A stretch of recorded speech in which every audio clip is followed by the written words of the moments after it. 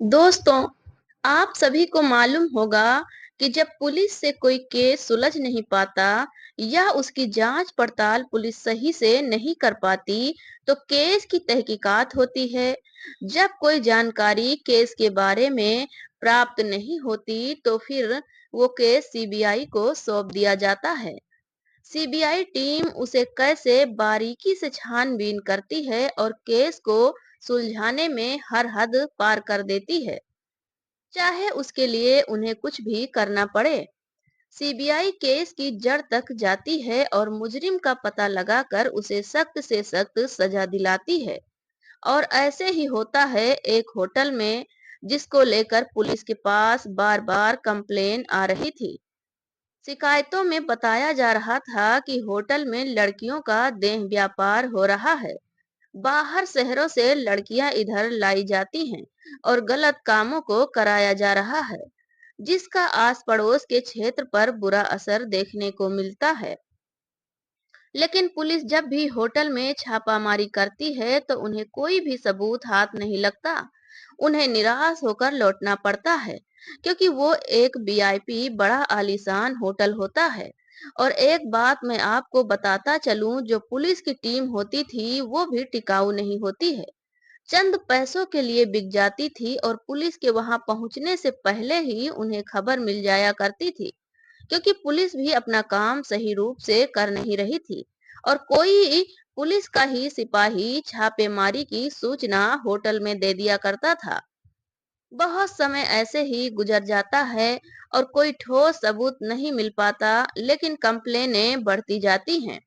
तो ये बात अब बड़े-बड़े अधिकारियों के पास तक भी पहुंच जाती है कि पुलिस केस को सुलझाने में असमर्थ हो रही है। तब वो केस सीबीआई को सौंप दिया जाता है। तब सीबीआई ऑफिसर केस को अच्छे से देखते हैं, समझते हैं कि बहुत ज्यादा कंप्लेन पुलिस को दी जा रही हैं और पुलिस ने भी कई दफा छापेमारी की है, लेकिन कुछ हाथ नहीं आता। तो सीबीआई इंस्पेक्टर सोचते हैं कि हमें इस केस की तह तक जाने के लिए हमें किसी भी तरह से होटल के अंदर जाना पड़ेगा। वहां रहकर ही केस को समझा जा सकता है और सुलझाया जा सकता है। तो सीबीआई इंस्पेक्टर एक मजदूर का भेष बनाकर होटल पहुंचते हैं और वहां के मैनेजर से काम मांगते हैं। पहले तो मैनेजर मना कर देता है, लेकिन जब वो हाथ जोड़कर उसके पैरों में गिर जाते हैं, तो वो उन्हें बर्तन साफ करने और होटल की साफ सफाई के लिए रख लेता है। सीबीआई इंस्पेक्टर पूरे 1 महीना होटल में बर्तन साफ करते हैं और फर्श पर झाड़ू पोछा करते हैं। लेकिन एक रात वो इस होटल में ऐसा कांड कर देते हैं, जिसे देखकर मैनेजर और उनका सीबीआई स्टाफ भी दंग रह जाता है। आखिर उन्होंने होटल में ऐसा क्या कदम उठाए जो सभी हैरान रह गए। आइए जानते हैं पूरी कहानी की सच्चाई इस वीडियो में। लेकिन वीडियो में आगे बढ़ने से पहले आप सभी दोस्तों से विनम्र पूर्वक निवेदन है कि आप मेरे वीडियो को लाइक कर दीजिए और हमारे यूट्यूब चैनल को भी सब्सक्राइब कर लीजिए।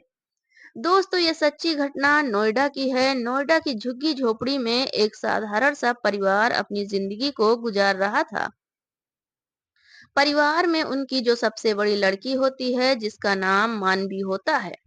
मानवी के 4 छोटे भाई बहन थे और पापा रोड पर रेहड़ी लगाकर फलों को बेचा करते थे। लेकिन फिर भी परिवार खराब स्थिति से जूझ रहा था। मानवी जब बड़ी होती है, उसकी उम्र अब 16 साल की हो चुकी थी। तो वो बचपन से ही घर की तंगी को देखते हुए बड़ी हुई थी। अब सोचने लगती है कि मैं बड़ी हो गई हूँ, ऐसा क्या काम करूँ जो अपने माता पिता को 4 पैसे का सहारा दे सकूं और अपने परिवार की आर्थिक स्थिति में सुधार ला सकूं। तो मानवी जब काम की तलाश में शहर में घूमती है, कभी किसी कंपनी में जाती है तो कभी किसी कंपनी में जाती है, लेकिन कहीं भी काम या कोई जॉब नहीं मिल पाती। मानवी इस बात से बहुत हताश और परेशान हो जाती है। एक दिन ऐसे ही जब वो बस से आ रही थी, तो बस में उसकी मुलाकात एक महिला से होती है।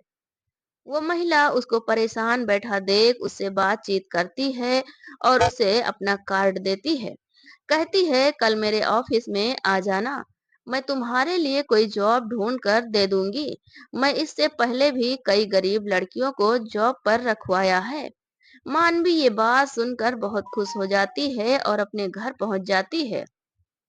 अगले दिन उस कार्ड पर लिखे पते पर पहुंचती है और उस महिला के ऑफिस पहुंच जाती है। वो महिला जिसका नाम ललिता होता है, मानवी को देखती है तो खुश हो जाती है, क्योंकि मानवी आज बहुत अच्छे ड्रेस पहन कर आई थी और वो देखने में बहुत खूबसूरत भी थी। ललिता उसे बैठने के लिए बोलती है। बैठने के बाद मानवी भी ललिता से रिक्वेस्ट करने लगती है कि दीदी आप प्लीज मेरी कहीं जॉब लगवा दीजिए। मैं बहुत गरीब हूँ, मेरे पापा रोड पर रेहड़ी लगाते हैं। बड़ी मुश्किल से हमारा जीवन यापन हो रहा है।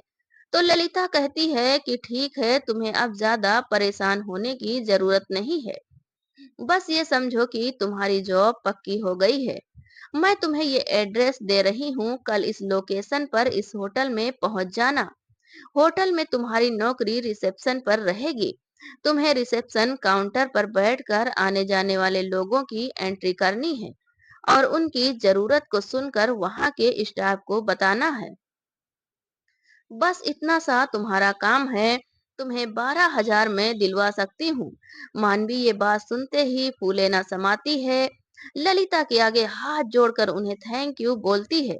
अब मानवी भी उस एड्रेस को लेकर अपने घर आ जाती है और घर अपने माँ बाप से बताती है कि अब आपको किसी बात की चिंता करने की जरूरत नहीं है, क्योंकि मेरी नौकरी लग चुकी है। एक मैडम है, बहुत अच्छी हैं, उन्होंने मेरी जॉब एक होटल में सेट कर दी है।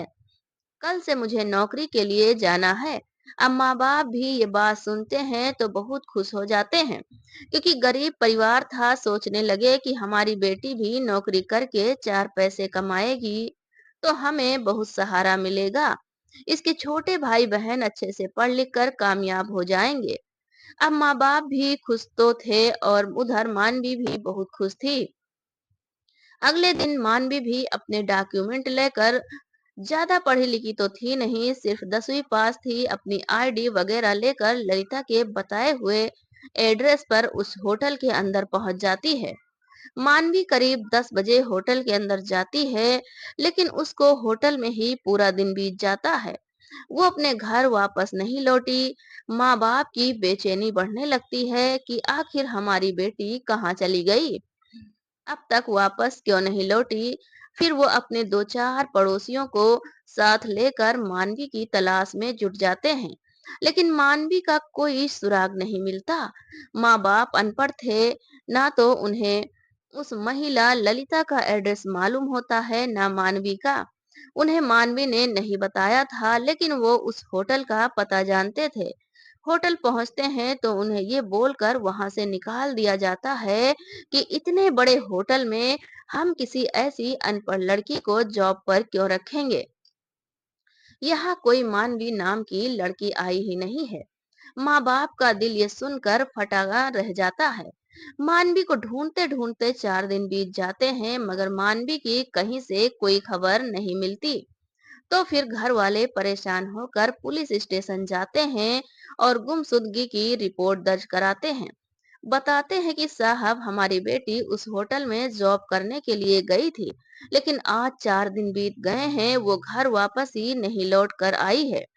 हमने उसे सभी जगह खोज लिया है, अपने रिश्तेदारी में, उसके यार दोस्तों सहेलियों के घर, लेकिन किसी को उसकी कोई खबर नहीं है। अब जैसे ही पुलिस होटल का जिक्र सुनती है और एप्लीकेशन में होटल का नाम देखती है तो चौंक जाती है। उनसे पूछता है कि आपकी बेटी की उम्र क्या होगी। तो वो बताते हैं कि हमारी बेटी की उम्र 16 साल की है। तब पुलिस वाले भी कहते हैं कि क्या तुम्हें भी यही होटल मिला था अपनी बेटी को नौकरी कराने के लिए। तब माँ बाप कहते हैं कि साहब, हमें तो कोई जानकारी ही नहीं मिली। मेरी बेटी को एक महिला मिली थी, उसी के थ्रू वो उसे होटल गई थी और हम उस महिला को जानते ही नहीं हैं। हमारी बेटी ही उसे फोन पर बातचीत करती रहती थी। उस महिला की बातों में आकर हमारी बेटी चली गई थी। अब पुलिस वाले भी समझ जाते हैं कि उस लड़की के साथ जरूर कुछ अनहोनी हो गई है। फिर पुलिस उनकी एफआईआर दर्ज कर लेती है और उनसे कहती है कि आप अपने घर चले जाओ। हम केस की छानबीन करते हैं।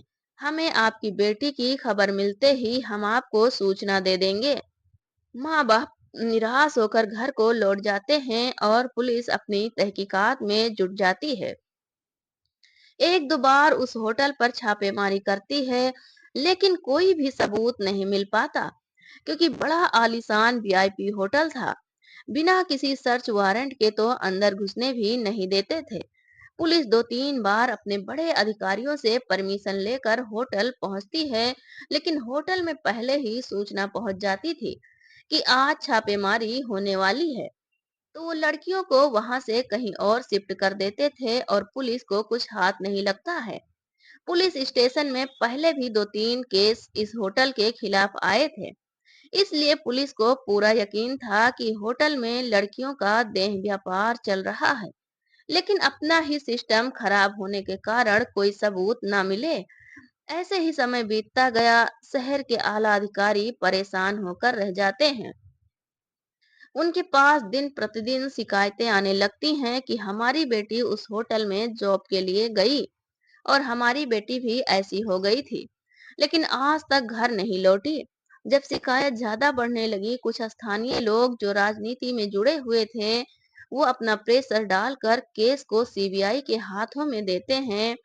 अब सीबीआई की टीम के इस केस को अच्छे से देखती है। पिछली रिपोर्ट को ध्यान में रखकर वो फैसला लेते हैं कि हम डायरेक्ट रेड नहीं करेंगे। हमें इस होटल के अंदर ही जाना पड़ेगा। वहां से सबूत को इकट्ठा करने होंगे। अच्छे से देखना होगा कि आखिर ये खबर सच है या झूठी। अगर सच है तो कौन कौन लोग इसमें शामिल हैं, क्योंकि सिर्फ होटल को सील कर देने से लोगों की सच्चाई का पता नहीं चलेगा। अब सीबीआई इंस्पेक्टर अपनी यूनिफॉर्म को उतार देता है और 15 दिनों तक ना नहाते हैं, ना अपनी बाल दाढ़ी बनवाते हैं, और फिर एक गरीब मजदूर का भेष बनाकर होटल के मैनेजर के पास पहुंच जाते हैं और कहते हैं कि साहब, मैं बहुत बेसहारा और गरीब आदमी हूँ। 2 दिनों से मेरे घर में चूल्हा नहीं जला है। बीवी बच्चे भूखे हैं, कहीं कोई काम नहीं मिलता। आप मुझे इस होटल में किसी भी काम पर रख लीजिए, जिससे मैं मेहनत मजदूरी करके अपने परिवार का पालन पोषण कर लूंगा। आप चाहे मुझे ज्यादा कुछ मत देना, बस मेरे परिवार को 2 वक्त का भोजन मिल जाए, इतना मेरे लिए काफी है। दिन रात यहीं रहकर काम करूंगा। तो मैनेजर साफ साफ इनकार कर देता है कि यहाँ तुम्हारे लिए कोई ऐसा काम नहीं है, क्योंकि मैनेजर बहुत सतर्क रहता था कि कहीं कोई यहाँ की सूचना बाहर ना दे दे। लेकिन वो मजदूर मैनेजर के पैरों में पड़ जाता है, फूट फूट कर रोने लगता है, भगवान का वास्ता देता है, उसके बीवी बच्चों का वास्ता देता है, क्योंकि दोस्तों, सीबीआई ऑफिसर केस को सुलझाने के लिए किसी भी हद तक चला जाता है। अब मैनेजर भी सोचता है कि ये सचमुच कोई वास्तविक गरीब आदमी है। चलो इसको यहाँ साफ सफाई बर्तन मांजने के लिए रख लेते हैं। दिन रात यहाँ काम करेगा, ज्यादा सैलरी नहीं देना है, फ्री का वर्कर मिल रहा है। तो मैनेजर उससे कहता है, ठीक है, मैं तुम्हें काम पर रख लेता हूँ, लेकिन तुम्हें झूठे बर्तन साफ करने होंगे, रूम में पोछा लगाना होगा, यही सब काम देखना रहेगा। तो मजदूर कहता है, ठीक है साहब, मैं कुछ भी काम करने के लिए तैयार हूँ, बस मुझे काम पर रख लीजिए, मैं बहुत परेशान हूँ। अब सीबीआई भी इंस्पेक्टर होटल के अंदर पहुंच जाते हैं और सतर्कता के साथ कुछ दिन अपने काम से काम रखते हैं। बिल्कुल मासूम और भोलापन लोगों को दिखाते हैं। होटल का स्टाफ उनकी बहुत मजाक भी उड़ाता था, उनके खिल्ली उड़ाकर मजा लेते थे। लेकिन सीबीआई ऑफिसर सब कुछ बर्दाश्त करके होटल में काम करते हैं। लोगों का विश्वास जीत लेते हैं कि ये तो भोला भोला इंसान है, आधा पागल है। वो जूठे बर्तन को साफ करते और फर्श पर झाड़ू पोछा लगाते, यहाँ तक कि टॉयलेट तक को साफ करने का काम उन्होंने किया। लोगों को अपनी इमेज एक भोले इंसान की तरह दिखाई। करीब 20 दिन ऐसे ही बीत जाते हैं। इसके बाद वो रात में आने जाने वाले लोगों पर निगाह रखने लगते हैं। कौन आदमी यहाँ आ रहा है, और कम उम्र की लड़कियां अक्सर उन्हें बेसुध हालत में देखने को मिलती थी। जिनका लोग सौदा करके उनके साथ जबरदस्ती किया करते थे। एक-एक चीज को अच्छे से देख चुके थे और बहुत सारे सबूत उन्होंने वहां से इकट्ठा कर लिए थे। अब उनसे रोजाना लड़कियों के साथ हो रही दरिंदगी देखी नहीं जाती। फिर वो एक रात मौके पर ही अपनी टीम को कॉल करके होटल को चारों तरफ से घेर लेते हैं और कुछ सिपाही होटल के अंदर आ जाते हैं।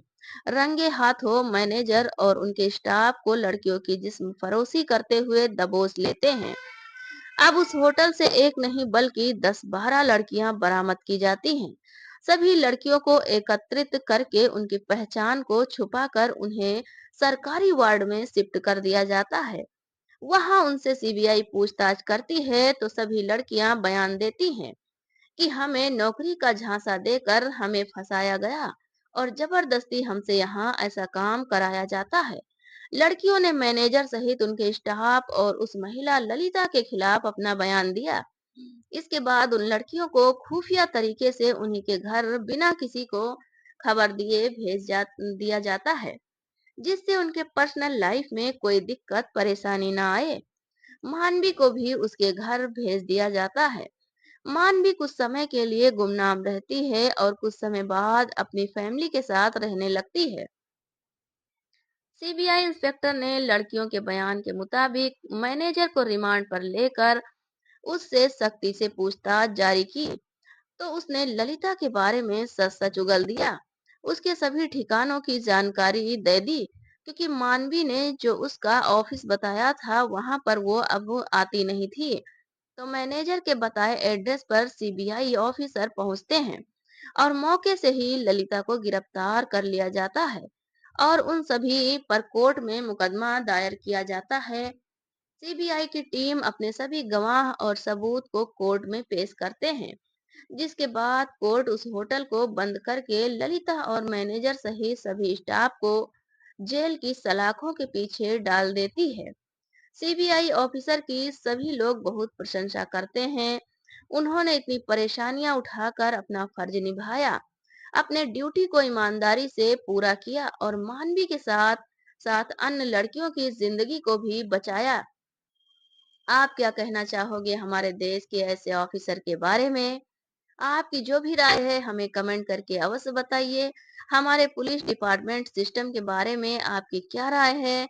क्या सिस्टम में सुधार की आवश्यकता है? अगर ये घटना आपको जरा भी पसंद आई हो तो वीडियो को एक लाइक कर दीजिए और हमारे यूट्यूब चैनल को सब्सक्राइब कर लीजिए। मिलते हैं फिर से एक नई और इंटरेस्टिंग कहानी के साथ। तब तक के लिए धन्यवाद। जय हिंद, जय भारत।